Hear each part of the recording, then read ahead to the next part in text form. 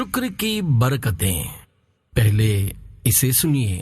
عاشقان رسول کی دینی تنظیم دعوت اسلامی کی مجلس المدینۃ العلمیہ اسلامک ریسرچ سینٹر کی جانب سے چند سال پہلے 2 کتابیں الشکر للہ اردو نام شکر کے فضائل اور جلد بازی کے نقصانات جاری ہوئی۔ ان دونوں کتابوں کا پڑھنا ہر مسلمان کے لیے بہت فائدہ مند ہے۔ الشکر للہ کتاب تقریباً 1150 سال پہلے کے عظیم بزرگ حضرت امام ابو بکر عبداللہ بن محمد قرشی المعروف امام ابن ابی دنیا رحمۃ اللہ علیہ کی ہے، جس کا اردو نام شکر کے فضائل ہیں، جبکہ کتاب جلد بازی کے نقصانات المدینۃ العلمیہ کے شعبے اصلاحی کتب کی طرف سے تیار کی گئی۔ یہ دونوں کتابیں اپنے موضوع اور مضمون کے اعتبار سے بہت پیاری ہیں۔ امیر اہل سنت بانی دعوت اسلامی حضرت علامہ مولانا محمد الیاس عطار قادری دامت برکاتہم العالیہ نے مدنی مذاکرے میں چند بار شکر کے فضائل کتاب پڑھنے کی ترغیب ارشاد فرمائی ہے۔ الحمدللہ اس رسالے میں ان دونوں کتابوں کے مختلف مقامات سے چند اہم باتیں جمع کی گئی ہیں۔ اس رسالے کے پڑھنے سے علم دین کا شوق رکھنے والوں کو دونوں کتابیں پڑھنے کا ذہن بنے گا۔ رضا الہی اور حصول ثواب کے لیے خود بھی پڑھیے اور اپنے مرحومین کے ایصال ثواب کے لیے تقسیم بھی کیجیے۔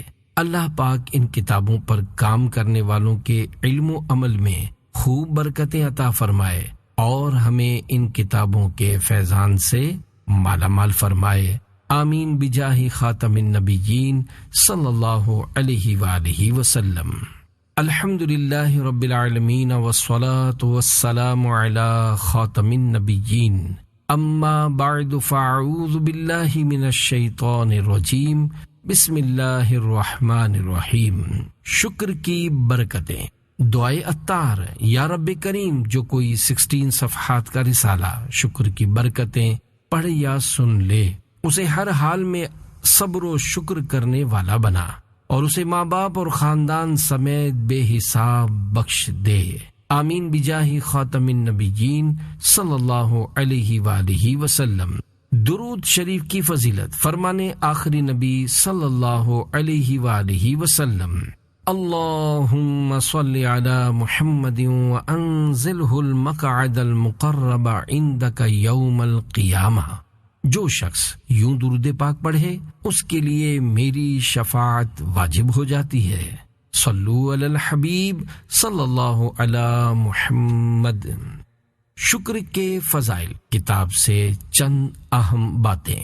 عظیم تابعی بزرگ حضرت امام حسن بصری رحمۃ اللہ علیہ فرماتے ہیں، بے شک اللہ پاک جب تک چاہتا ہے اپنی نعمت سے لوگوں کو فائدہ پہنچاتا رہتا ہے، اور جب اس کی ناشکری کی جاتی ہے تو وہ اسی کو ان کے لیے عذاب بنا دیتا ہے۔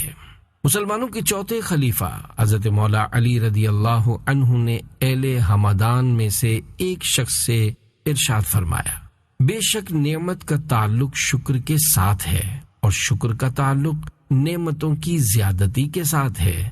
یہ دونوں ایک دوسرے کو لازم ہیں، پس اللہ پاک کی طرف سے نعمتوں کی زیادتی اس وقت تک نہیں رکتی جب تک بندے کی طرف سے شکر نہ رک جائے۔ نعمت موت تک باقی رہے گی۔ حضور نبی اکرم صلی اللہ علیہ وآلہ وسلم نے ارشاد فرمایا، اللہ پاک کسی بندے کو اہل، مال اور اولاد کی صورت میں کوئی نعمت عطا کرے، پھر وہ کہے ما شاء اللہ لا قوت الا باللہ، یعنی جو اللہ پاک چاہے، نیکی کرنے کی طاقت اسی کی توفیق سے ہے، یعنی شکر ادا کرے، تو وہ اس میں موت کے علاوہ کوئی آفت نہیں دیکھے گا۔ شکر کی بنیاد۔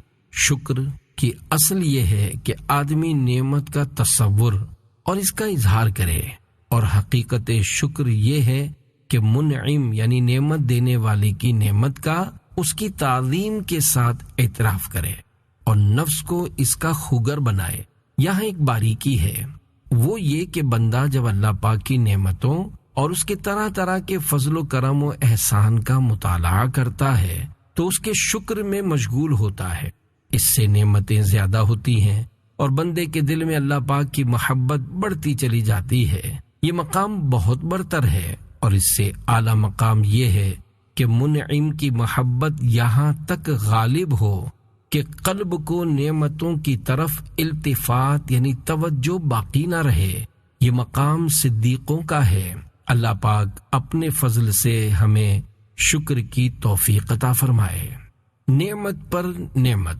حضرت ابو عقیل رحمۃ اللہ علیہ فرماتے ہیں کہ میں نے حضرت بکر بن عبداللہ رحمۃ اللہ علیہ کو فرماتے ہوئے سنا کہ بندہ جب بھی الحمدللہ کہتا ہے تو الحمدللہ کہنے کی برکت سے اس کے لیے نعمت لازم ہو جاتی ہے۔ میں نے پوچھا اس نعمت کا بدلہ کیا ہے؟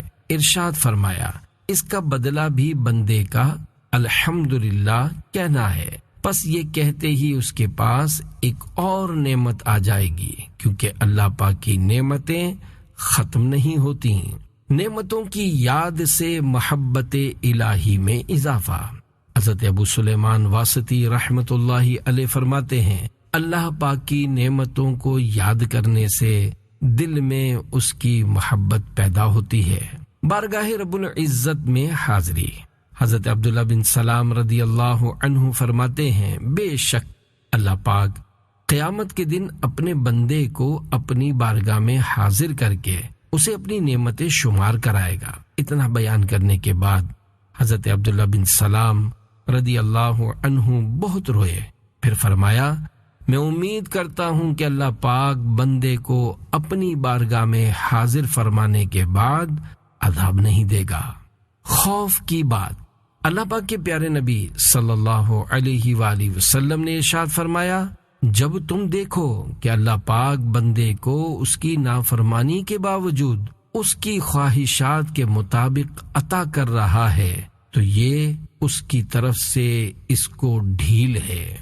حضرت داؤد علیہ السلام کا شکر۔ حضرت داؤد علیہ السلام نے اللہ پاک کی اس طرح حمد کی الحمدللہ حمدا کما ینبغی لکرم وجہ ربی جل جلالہ، یعنی اللہ پاک کے لیے ایسی حمد ہے جیسی اس کی عزت کے شایان شان ہے۔ تو اللہ پاک نے آپ علیہ السلام کی طرف وحی فرمائی اے داؤد تم نے فرشتوں کو مشقت میں ڈال دیا ہے، یعنی ایسی حمد فرشتے بھی نہیں کر سکے۔ ذکر الہی سے زبان تر۔ حضرت موسیٰ کلیم اللہ علیہ السلام نے بارگاہ خداوندی میں عرض کی اے اللہ پاک تیرا شکر کس طرح ادا کرنا چاہیے؟ ارشاد ہوا اے موسیٰ تمہاری زبان ہمیشہ میرے ذکر سے تر رہے۔ نافرمانی پر بھی انعامات کی بارش۔ حضرت مالک بن دینار رحمت اللہ علیہ فرماتے ہیں میں نے کتاب میں پڑھا ہے کہ اللہ پاک ارشاد فرماتا ہے اے ابن آدم تجھ پر میری بھلائی نازل ہوتی ہے لیکن میرے پاس تیرا شر پہنچتا ہے۔ میں نعمتوں کے ذریعے تجھ سے محبت کا اظہار کرتا ہوں اور تو میری نافرمانیاں کر کے میرے ذکر سے غافل رہتا ہے، اور عزت والا فرشتہ ہمیشہ تیرا برا عمل ہی میرے پاس لے کر حاضر ہوتا ہے۔ مغفرت کی خوشخبری۔ فرمان آخری نبی صلی اللہ علیہ وآلہ وسلم اللہ پاک کسی بندے کو نعمت عطا فرماتا ہے اور وہ اس بات کا یقین کر لیتا ہے کہ یہ اللہ پاک کی طرف سے ہے تو اللہ پاک اس کے لیے اس نعمت کا شکر ادا کرنا لکھ دیتا ہے، اور جب اللہ پاک گناہ پر بندے کی شرمندگی دیکھتا ہے تو اس کی مغفرت طلب کرنے سے پہلے ہی اسے بخش دیتا ہے۔ اور جب کوئی شخص دینار کے عوض کپڑا خرید کر پہنتا ہے اور اللہ پاک کا شکر ادا کرتا ہے تو اس سے پہلے کہ کپڑے اس کے گھٹنوں تک پہنچے اللہ پاک اس کی مغفرت فرما دیتا ہے، بخش دیا جاتا ہے۔ حضرت معاویہ بن قرہ رحمت اللہ علیہ فرماتے ہیں کہ جو شخص نیا کپڑا پہنتے وقت بسم اللہ والحمد للہ کہہ لے اسے بخش دیا جاتا ہے، اور جو کھانا کھاتے وقت بسم اللہ والحمد للہ کہہ لے وہ بھی بخشا جاتا ہے، اور جو پانی پیتے وقت بسم اللہ والحمد للہ کہہ لے اس کی بھی مغفرت فرما دی جاتی ہے۔ نبی کریم صلی اللہ علیہ وآلہ وسلم کا فرمان برکت نشان ہے، جب اللہ پاک کسی بندے کو نعمت عطا فرماتا ہے تو اس پر اپنی نعمت کا اثر دیکھنا پسند فرماتا ہے۔ خوف کی بات، اللہ پاک ارشاد فرماتا ہے، اے ابن آدم، جب تو اس حال میں میری نعمتوں میں پلے کہ میری نافرمانی میں بھی لوٹ پوٹ ہوتا ہے تو مجھ سے ڈر کہ کہیں تجھے تیرے گناہوں کی وجہ سے ہلاک نہ کر دوں۔ اے ابن آدم، مجھ سے ڈر اور جہاں چاہے سو۔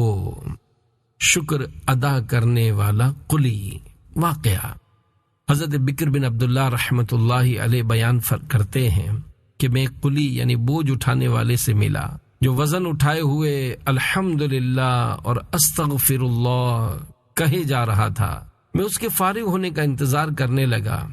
جب اس نے اپنی پیٹھ سے بوجھ اتار دیا تو میں نے اس سے پوچھا، کیا تم اس سے اچھا کوئی کام نہیں کر سکتے؟ اس نے کہا، کیوں نہیں، میں اچھا کام کر سکتا ہوں، قرآن پاک پڑھ سکتا ہوں، لیکن بندہ چونکہ نعمت اور گناہ کے درمیان رہتا ہے اس لیے میں اس کی کامل نعمتوں پر اس کا شکر ادا کرتا ہوں اور اس سے اپنے گناہوں کی معافی مانگتا ہوں۔ میں نے کہا، یہاں کا قلی بھی بکر بن عبداللہ سے زیادہ سمجھدار ہے۔ پانی کا شکر۔ اللہ پاک کے پیارے پیارے آخری نبی صلی اللہ علیہ وآلہ وسلم پانی نوش فرماتے تو یہ کلمات کہتے، الحمدللہ الذی جعلہ عذبا فراتا برحمتہ ولم یجعلہ ملحا اجاجا بذنوبنا۔ ترجمہ، تمام تعریفیں اللہ پاک کے لیے ہیں جس نے محض اپنی رحمت سے اسے یعنی پانی کو میٹھا نہایت شیریں بنایا اور ہمارے یعنی امت کے گناہوں کی وجہ سے اسے کھاری نہایت تلخ یعنی کڑوا نہ بنایا۔ عافیت اور شکر۔ ایک عالم دین کا فرمان ہے، میں نے اپنے معاملے میں غور و فکر کیا تو عافیت و شکر کے علاوہ کسی بھلائی کو شر سے خالی نہ پایا۔ بہت سے لوگ مصیبت میں بھی شاکر رہتے ہیں اور کئی لوگ عافیت میں ہونے کے باوجود شکر گزار نہیں ہوتے۔ بس جب تم خدا سے مانگو تو یہ دونوں مانگو۔ عیب چھپے ہوئے ہیں۔ حضرت سفیان ثوری رحمۃ اللہ علیہ فرماتے ہیں، اللہ پاک کی طرف سے بندے کے عیوب کی پردہ پوشی عافیت کی علامت ہے۔ ہلاکت سے محفوظ۔ حضرت ابو العالیہ رفیع بن مہران رحمۃ اللہ علیہ فرماتے ہیں، مجھے امید ہے کہ نعمت پر اللہ پاک کا شکر ادا کرنے والا اور گناہ کی معافی مانگنے والا بندہ ہلاک نہیں ہوگا۔ نعمت کی قدر۔ اللہ پاک کے محبوب صلی اللہ علیہ وآلہ وسلم نے ارشاد فرمایا، جب تم میں سے کوئی اللہ پاک کی نعمتوں کی قدر جاننا چاہے تو اپنے سے کم نعمت والوں کو دیکھے، زیادہ والوں کو نہ دیکھے۔ آئینہ دیکھ کر پڑھنے کی دعا۔ نبی مکرم صلی اللہ علیہ وآلہ وسلم جب آئینے میں اپنا رخ انور دیکھتے تو یہ دعا پڑھتے، الحمدللہ الذی سوى خلقی فعدلہ وکرم صورت وجہی وحسنها وجعلنی من المسلمین۔ یعنی تمام تعریفیں اللہ پاک کے لیے ہیں جس نے درست طریقے سے میری تخلیق فرمائی، میرے چہرے کو مکرم اور خوبصورت بنایا اور مجھے مسلمانوں میں شامل رکھا۔ مصیبت میں نعمت۔ حضرت حبیب بن عبید رحمۃ اللہ علیہ فرماتے ہیں، اللہ پاک بندے کو کسی بھی مصیبت میں مبتلا فرماتا ہے تو اس میں اس کی نعمت بھی ہوتی ہے، اور وہ یہ کہ اللہ پاک نے اس کو اس سے سخت مصیبت میں مبتلا نہیں فرمایا، حالانکہ اگر وہ چاہتا تو اس سے بھی سخت مصیبت میں گرفتار کرتا۔ مصیبت آنے کا سبب۔ حضرت وہب بن منبہ رحمۃ اللہ علیہ فرماتے ہیں، مصیبت اس لیے نازل ہوتی ہے تاکہ اس کے سبب بندہ رب کی بارگاہ میں دعا کرے۔ نعمتوں پر شکر کرنا رب کو پسند ہے۔ تمہارا رب اس بات کا زیادہ حقدار ہے کہ تم خود کو اس بات کا عادی بناؤ کہ اس کی نعمتوں پر اس کا شکر بجا لاؤ۔ وہ تم پر پہلے بھی احسان کرتا رہا، اب بھی کرے گا، اللہ پاک کی قسم، اس کا شکر ادا کرنا بندوں کو بدلہ دینے سے بہت آسان ہے، کیونکہ وہ بندوں سے اتنے شکر پر راضی ہو جاتا ہے کہ وہ اس کی حمد کریں۔ ایمان پر شکر الہی۔ حضرت احمد رحمۃ اللہ علیہ فرماتے ہیں، میں نے حضرت ابو معاویہ اسود رحمۃ اللہ علیہ سے عرض کی، اے ابو معاویہ، ایمان اللہ پاک کی کتنی بڑی نعمت ہے، ہم اس سے دعا کرتے ہیں کہ وہ ہم سے یہ نعمت واپس نہ لے۔ انہوں نے ارشاد فرمایا، نعمت عطا کرنے والے پر حق ہے کہ وہ جس کو نعمت عطا فرمائے پوری عطا فرمائے۔ حضرت ابو معاویہ اسود یمان رحمۃ اللہ علیہ نے فرمایا، اللہ پاک سب سے بڑا کریم ہے کہ جو نعمت عطا فرماتا ہے پوری عطا فرماتا ہے، کوئی عمل کرواتا ہے تو قبول فرماتا ہے۔ ایک شخص کی برکت سے سب کی حاجتیں پوری۔ حضرت عبد الرحمن بن زید بن اسلم رحمۃ اللہ علیہ ارشاد فرماتے ہیں، اجتماع میں کبھی ایک شخص ایسا ہوتا ہے کہ وہ اللہ پاک کی حمد کرتا ہے تو تمام شرکائے اجتماع کی حاجتیں پوری کر دی جاتی ہیں۔ سب سے چھوٹی نعمت۔ حضرت ابو ایوب احمد بن محمد بن جابر قرشی رحمۃ اللہ علیہ فرماتے ہیں کہ حضرت داؤد علیہ السلام نے بارگاہ خداوندی میں عرض کی، اے اللہ پاک، مجھے اپنی سب سے چھوٹی نعمت کے متعلق خبر دے۔ تو اللہ پاک نے ان کی طرف وحی نازل فرمائی، اے داؤد، سانس لو۔ انہوں نے سانس لیا تو اللہ پاک نے ارشاد فرمایا کہ یہ تم پر میری سب سے چھوٹی نعمت ہے، کھانے کی نعمتوں کا حساب نہ ہوگا۔ حضرت تمیم بن سلمہ رحمۃ اللہ علیہ فرماتے ہیں، مجھے یہ بات بیان کی گئی ہے، جب بندہ کھانے کی ابتدا میں بسم اللہ پڑھے اور آخر میں الحمدللہ کہے تو اس سے کھانے کی نعمتوں کے بارے میں سوال نہیں ہوگا، میرا شکر ادا کیا جائے۔ عظیم تابعی بزرگ حضرت حسن بصری رحمۃ اللہ علیہ فرماتے ہیں کہ اللہ پاک نے جب حضرت آدم علیہ السلام کو پیدا کیا تو ان کی دائیں کروٹ سے جنتیوں کو اور بائیں کروٹ سے دوزخیوں کو نکالا اور وہ زمین پر چلنے لگے۔ ان میں سے کچھ اندھے، کچھ بہرے اور کچھ مصیبت زدہ تھے۔ تو حضرت آدم علیہ السلام نے عرض کی، اے میرے رب، تو نے میری اولاد کو ایک جیسا پیدا نہیں فرمایا؟ تو اللہ پاک نے ارشاد فرمایا، اے آدم، میں چاہتا ہوں کہ میرا شکر ادا کیا جائے۔ آئینہ دیکھ کر پڑھنے کی ایک اور دعا۔ حضرت امام محمد باقر رحمۃ اللہ علیہ فرماتے ہیں، نبی پاک صلی اللہ علیہ وآلہ وسلم جب آئینہ دیکھا کرتے تو یہ دعا پڑھتے تھے، الحمدللہ الذی خلقنی فاحسن خلقی وخلقی وزان منی ما شان من غیری۔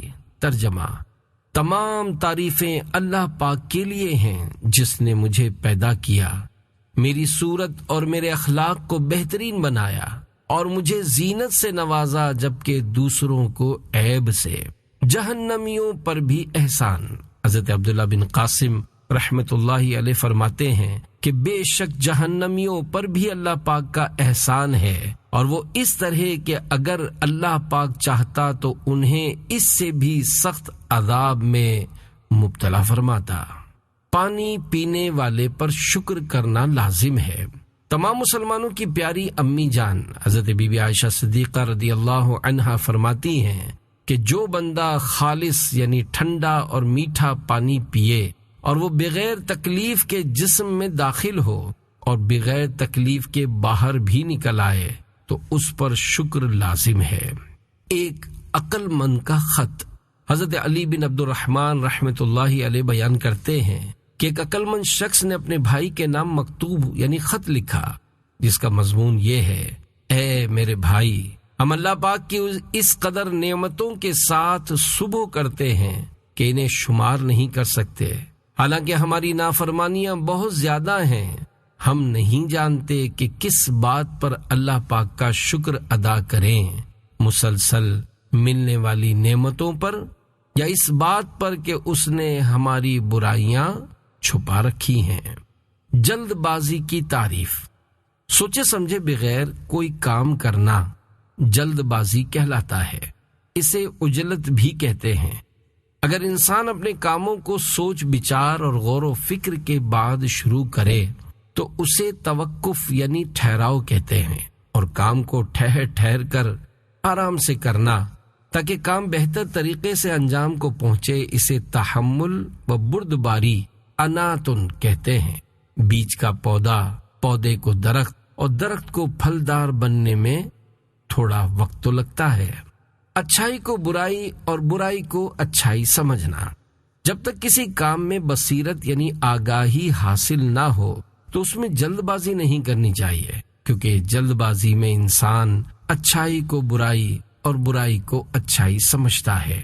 عربی مقولہ ہے اِلَّمْ تَسْتَعْجِلْ تَصِلْ، یعنی اگر تم جلد بازی نہیں کرو گے تو اپنی منزل مقصود کو پہنچ جاؤ گے۔ جو آدمی تجربات سے فائدہ نہ اٹھائے وہ کامیاب نہیں ہو سکتا۔ جلد بازی کو الندامہ یعنی ندامت کی ماں کہا گیا ہے۔ رسول اکرم صلی اللہ علیہ وآلہ وسلم سے ملتی جلتی نماز۔ حضرت امام مالک نے حضرت عمر بن عبدالعزیز رحمۃ اللہ علیہ کے پیچھے نماز پڑھی۔ انہیں ان کی نماز بہت پسند آئی اور فرمایا، میں نے اس نوجوان سے بڑھ کر رسول اکرم صلی اللہ علیہ وآلہ وسلم سے ملتی جلتی نماز پڑھنے والا کوئی نہیں دیکھا۔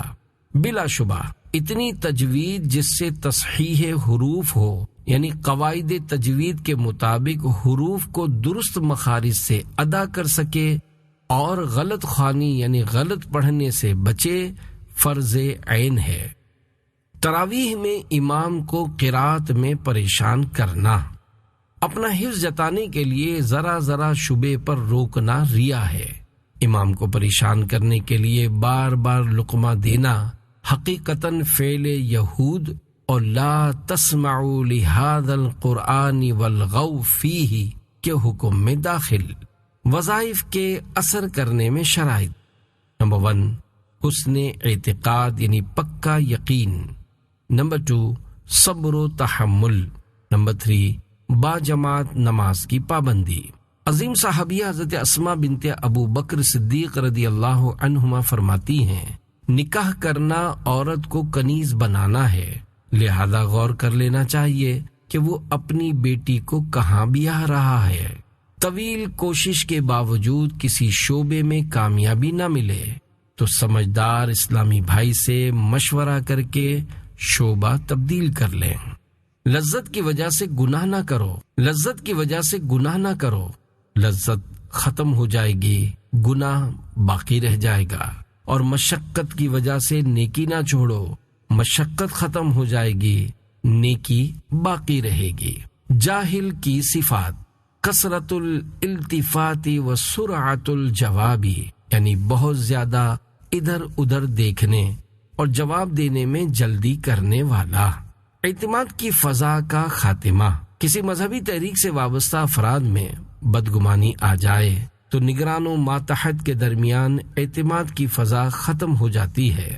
بعض اوقات کام دیکھنے میں برا لگتا ہے مگر حقیقت میں ایسا نہیں ہوتا، کیونکہ ممکن ہے کہ کرنے والا اسے بھول کر رہا ہو یا دیکھنے والا ہی غلطی پر ہو۔ دیر سے پہنچنا نہ پہنچنے سے بہتر ہے۔ جلد بازی بنا بنایا کھیل بگاڑ دیتی ہے۔ اصلاح کا انداز، صحابی رسول حضرت ابو درداء رضی اللہ عنہ نے فرمایا، لوگوں کے سامنے کسی کو سمجھانا ذلیل کرنا ہے، جبکہ تنہائی میں سمجھانا مزین یعنی سنوارنا کرنا ہے۔ خواہش کا جواب، حضرت عمر بن عبدالعزیز رحمۃ اللہ علیہ سے پوچھا گیا، ما تشتہی یعنی آپ کی کیا خواہش ہے؟ فرمایا، ما یقضی اللہ یعنی جو اللہ پاک کا حکم ہو۔ انسان کے فضل و کمال کا جوہر یعنی قابلیت بولنے کے بعد ہی ظاہر ہوتا ہے۔ حضور اکرم صلی اللہ علیہ وآلہ وسلم نے فرمایا، کام تدبیر یعنی سوچ بچار سے اختیار کرو، پھر اگر اس کے انجام میں بھلائی دیکھو تو کر گزرو، اور اگر گمراہی کا خوف کرو تو باز رہو۔ شرح حدیث، جو کام کرنا ہو پہلے اس کا انجام سوچو پھر کام شروع کرو۔ اگر تمہیں کسی کام کے انجام میں دینی یا دنیاوی خرابی نظر آئے تو کام شروع ہی نہ کرو، اور اگر شروع کر چکے ہو تو باز رہ جاؤ، اسے پورا نہ کرو۔ حدیث پاک میں ہے اطمینان ہر چیز میں ہو سوائے آخرت کے کام میں۔ شیطان کار خیر یعنی بھلائی کے کام میں تاخیر کروا کر پھر اس سے رکوا دیتا ہے۔ جنابت یعنی غسل فرض ہونے کی حالت میں کم از کم وضو کر کے سوئیے۔ باری شریعت میں ہے جس پر غسل واجب ہے اسے چاہیے کہ نہانے میں تاخیر نہ کرے۔ اگر اتنی دیر کر چکا کہ نماز کا آخر وقت آ گیا تو اب فوراً نہانا فرض ہے، اب تاخیر کرے گا گناہگار ہوگا۔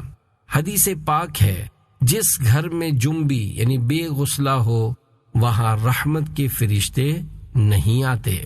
حدیث پاک میں ہے توبہ میں تاخیر سے بچو کہ موت جلد آ جاتی ہے۔ کسی کی اصلاح میں دیر نہ کیجیے، کسی کو برائی میں مبتلا دیکھ کر احسن انداز میں نرمی اور شفقت کے ساتھ اس کی اصلاح میں دیر نہ کیجیے۔ اگر نماز جمعہ سے قبل جنازہ تیار ہو جائے تو جماعت کثیر کا انتظار نہ کرنا چاہیے بلکہ جنازہ پڑھ لیجیے۔